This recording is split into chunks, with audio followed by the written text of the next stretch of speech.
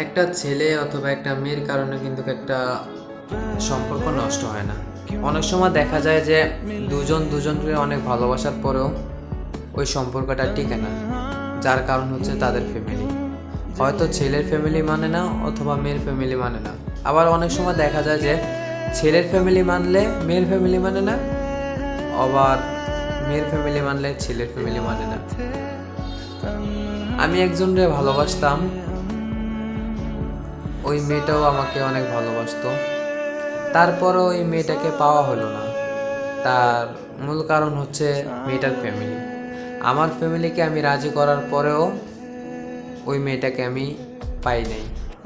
কারণ একটাই, ওই মেয়েটার ফ্যামিলি রাজি ছিল না। এখনও মেয়েটা অনেক ভালোবাসে আমাকে, অনেক কান্নাকাটি করে, কিন্তু ওর ফ্যামিলি তা বুঝতে চায় না। এখন ওর কষ্টটা ওর ফ্যামিলির চোখে লাগে না। আমি না বুঝি না যে একটা সন্তানকে এত ভালোবেসে ছোট থেকে বড় করে, ওর সুখটাই দেখে, ওর সুখ শান্তিটা জানতে চায়, কিংবা বিয়ের পরে যাতে ওই সন্তানটা ভালো থাকে ওই দিকটা দেখতে চায়। কিন্তু ওই দিকটা দেখে না যে ওর প্রিয় মানুষটার কাছে ও অনেক ভালো থাকবে, ওই দিকটা তারা দেখতে চায় না। তারা দেখতে চায় হয়তো মেয়ের ফ্যামিলিটা দেখতে চায় যে ছেলেটা কি করে, ছেলেটা ভালো জব করে কিনা, বা ছেলেটা কি কাজ করে, আমার মেয়েকে ভালো রাখতে পারবে কিনা।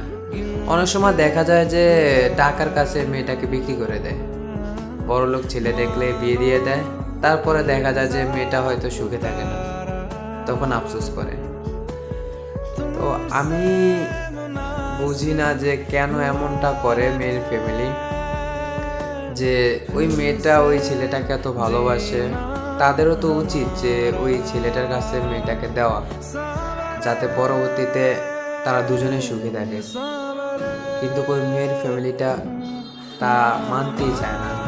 ভালোবাসায় কোনো জাত নেই, কোনো মান নেই, কোনো ধর্ম নেই, তারপরও আজও ফ্যামিলির কারণে অনেক ভালোবাসা অপূর্ণই রয়ে গেছে।